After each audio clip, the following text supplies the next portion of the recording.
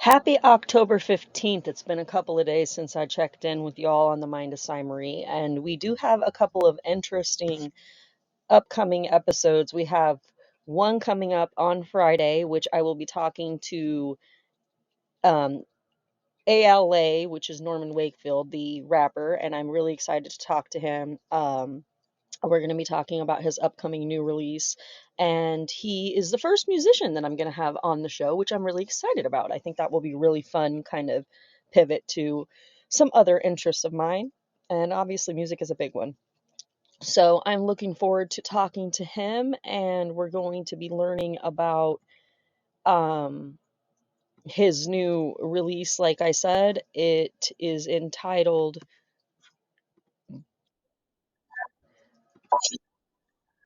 Brown Skin. It's the title is, yeah, Brown Skin. It's ALA Brown Skin single.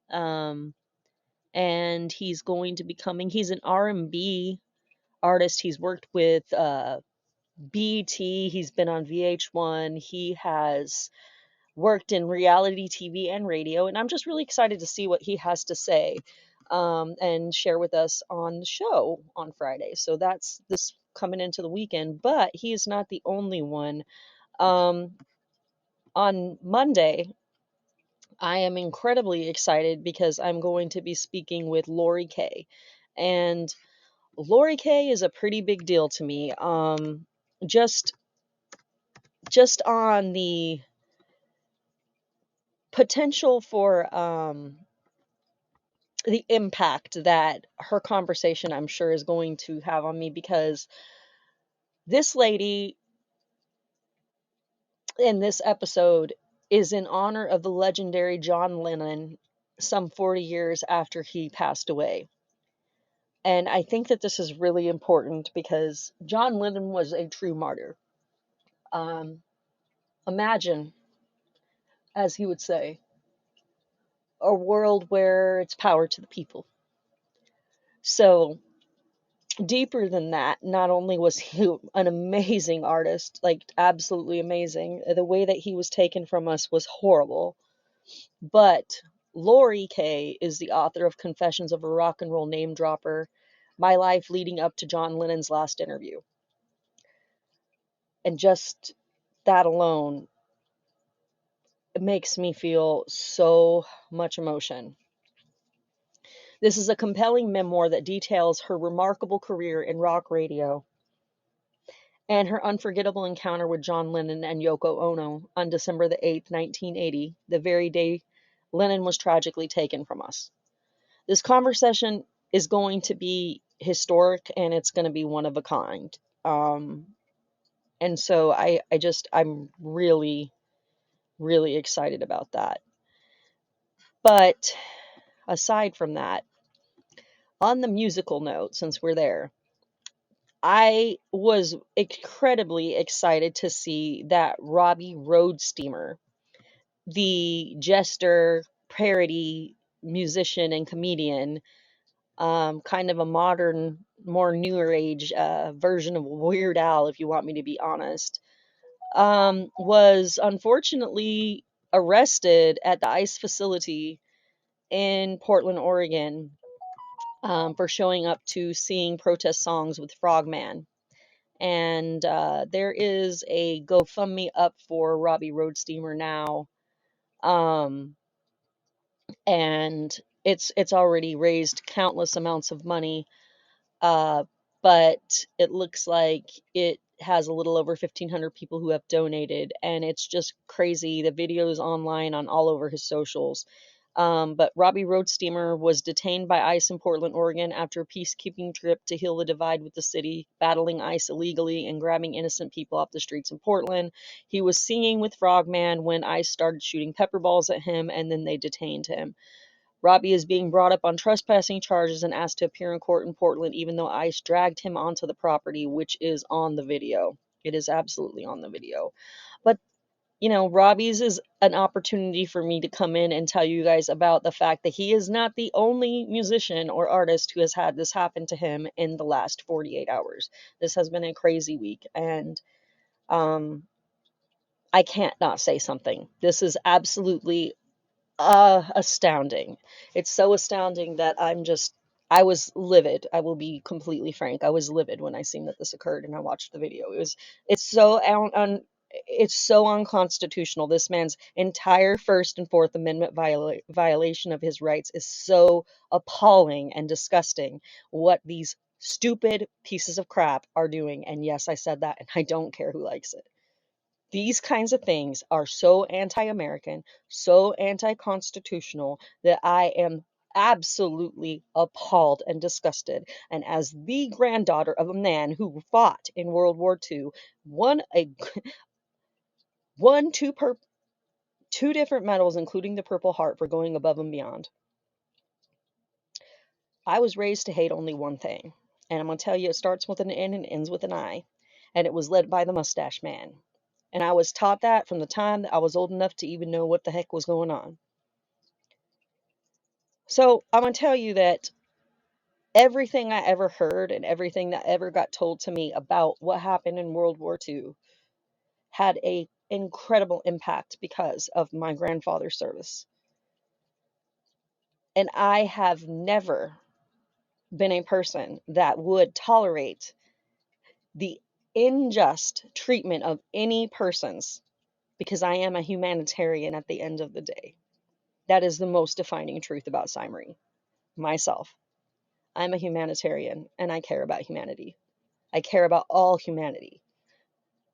I don't care if an issue doesn't directly apply to me or my direct family, if I know that it's going to be a detriment to the whole of humanity. And that's above politics and religion. That's actually above politics and religion. And I get really irritated when people try to reduce it and try to classify it into a spectrum of political ideology, which I consider bullshit, or a spectrum of religious let me try this again. Religious dogma and doctrine that are completely against everything scriptural, or they're scripture taken completely out of context to be used to excuse behaviors that are absolutely contrarian to everything that Jesus Christ ever did. And it's important to note that in Revelation, the beast, to be very clear, the beast is the empires of the governments around you. Do not ever get it confused for it being the people. Do not ever get it confused for it being the protesters.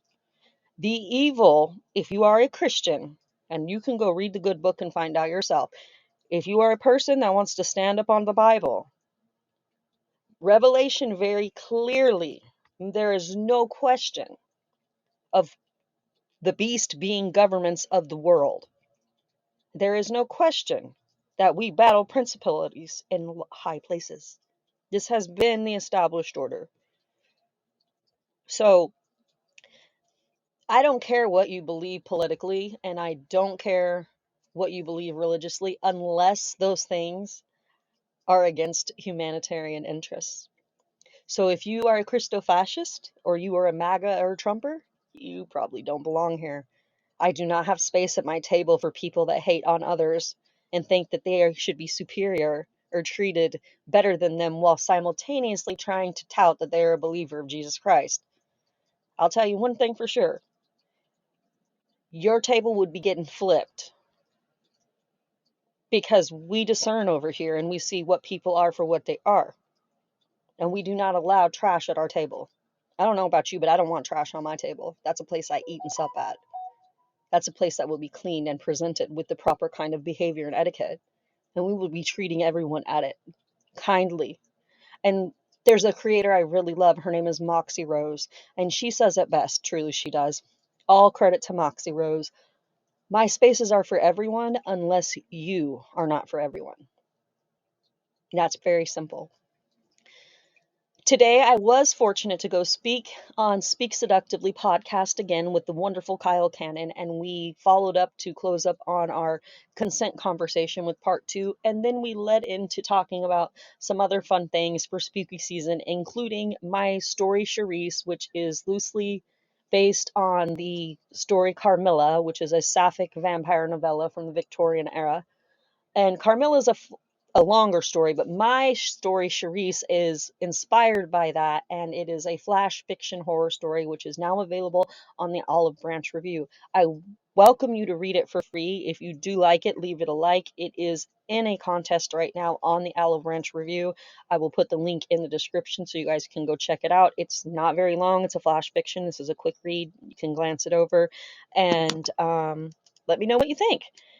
In addition to that, we also talked about Forbidden Fantasies coming up on its publishversary, which I'm very excited about. And you guys can, of course, get it right now anywhere you would like.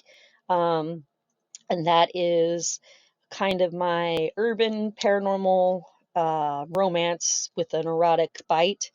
So if those are your interests or you're looking for something fun to do for spooky season, I invite you to come read my work and maybe take your mind off of some of these crazy things that are happening in our world.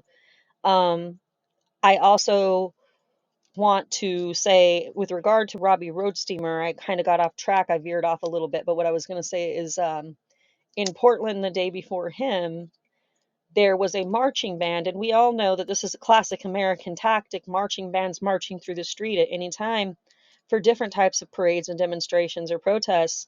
And this is a peaceful assembly. We know that about marching bands.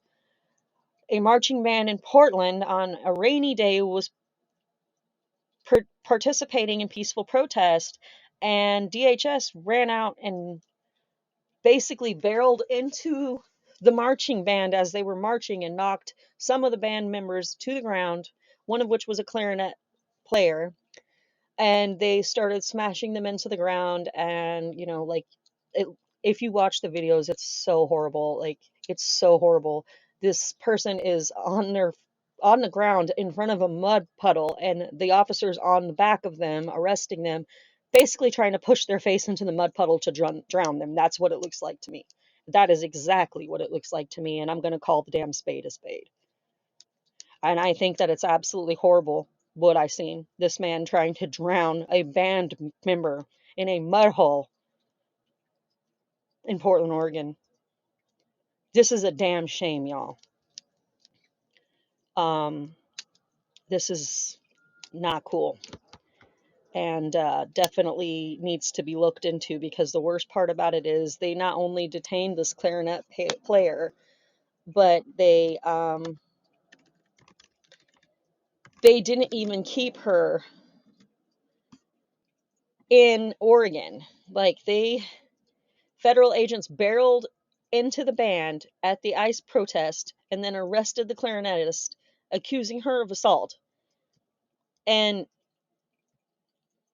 essentially, she's a 38-year-old child and family therapist, and she was taken to Clark County Jail. And she's been, sent without really any explanation for what she was arrested for. Like, they ran into her and they knocked her to the ground, and now they're trying to say that she assaulted them. I mean, they ran into her and she falls into the mud, and then he pins her. And they never explain what even made them decide to do that. Pinned against the fence, struck, and they just tackled her out of nowhere. And even the onlookers were like, it was totally unprovoked. There wasn't any warranted reason for why they did this to her, and she's still arrested. So Rodney's fundraiser and GoFundMe has gotten a lot of money, and it's doing really good. It looks like he is eligible for bail, but they're holding this woman, and she doesn't have the opportunity for bail. We have no idea what's going to happen to her, and she was just marching with her band. It's appalling, it's scary, and it's terrible. But that's not even the worst thing that we've dealt with this year. I mean, this week. Wait, it feels like a year. Oh boy, does it. The worst, I think, is the fact that Alaska was hit by Typhoon Halang, and there has been next to no media coverage on this. There have been multiple people that have been displaced. 67-year-old Ella Mae Kashatok was found deceased after the storm. 51 people and 2 dogs have been rescued so far, but they've had, I believe, several deaths already at this point. The last time I checked, there were at least 3 deaths. I don't know what Ella's death made, what number it made, but the point is that the videos, and it was mostly indigenous villages, are showing absolute horrible, frigid, oceanic waters flooding, and their homes just washed out to the sea. And there's a picture of one woman sitting on a couch holding a little girl, and you could just see the water, like her feet up on the couch, and the water is like halfway up the couch, and they're just sitting there like unable to do anything more. And while this is happening, the government is shut down, and we don't have FEMA, we don't have federal emergency management. Our National Guard troops are being sent to go harass peaceful protesters rather than being put to clean up for emergency management like they were supposed to. And there is no funding for these people. There was no NOAA, so there was no weather warnings to let them know what was coming. And this storm reached 156 miles per hour winds. This was basically Alaska's version of Katrina, and it's almost completely untouched. We can't keep doing this. We've got to pay attention to our needy communities, and we've got to do something to rally together to support them. And that brings me to one of the things that I'm doing that I hope will continue to do that. So, it's no treats, it's just legacy treats here. So please support me, because I'm the quarterfinalist in Face of Halloween right now, and I'm currently holding fourth, and I'm not even worried about getting first as much as I would love it. And I would love to make national finalists top 10 to find out who's going to be the Face of Halloween. I'm more invested in being here because of this campaign effort, and I'm trying to rally all of you to really realize that. So if anyone is listening and you are a philanthropist, if anyone is listening and you do have the ability to donate, if anyone is listening and you really do actually care, as a mother of 2 sons who have Duchenne muscular dystrophy and are fully wheelchair bound, I'm telling you that there is nothing more closer to my heart that matters than bringing funding to help seriously ill children find a smile and some joy, because of how powerful that is to their healing journey, and what goodness it can bring to their families and the support systems around them, and medical workers who are trying to help them heal. Because without hope and that restorative joy, they lose complete ability to want to continue to try. And that losing hope, seeing a child lose hope, is one of the most crushing things you will ever watch.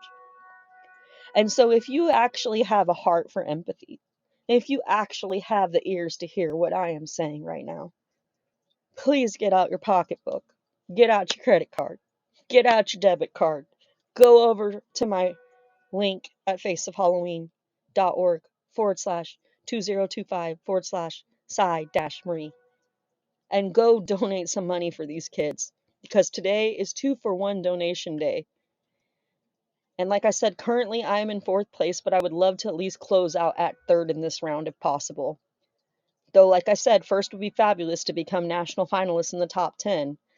Votes today by donation for the Face of Halloween are doubled until 9 p.m. Pacific Standard Time. That gives us 7 hours, y'all. We got about 7 hours right now. That gives me a chance to outrun the monster before the final round closes. And it will be closing tomorrow night, Thursday, October the 16th, at 9 p.m. Pacific Standard Time. So this is your chance. Come on, let's get in this. Rally, rally, rally, rally, rally, rally, rally. So we can put some money in this pot for these kids to give them some joy, so that we can shine some light through Halloween to the people who need it the very most. As much as it would be amazing to win the $13,000 cash prize, to meet Jamie Lee Curtis, Kane Hodder, Matthew Lillard, as well as to be featured in Rue Morgue magazine, what really matters and why I do this is because I love Halloween, and I know exactly what it's like to be a mama watching your children go through one of the worst things in the world. So please, put your money forward towards a place where it's going to help. Put a smile in the world for a child. Go donate to some fundraisers to help people that are doing good things in the world, like the clarinet player in Portland, like Robbie Roadsteamer, and especially to the indigenous communities in Alaska right now who absolutely need our support and help. Please go do whatever you can to help your local communities. Please rally together to do the things that you know are right to help each other. Because now more than ever, we need to operate and understand that without love and conviction of spirit to work together to fight the battles we are facing, we are all going to be facing all of these kind of serious dilemmas.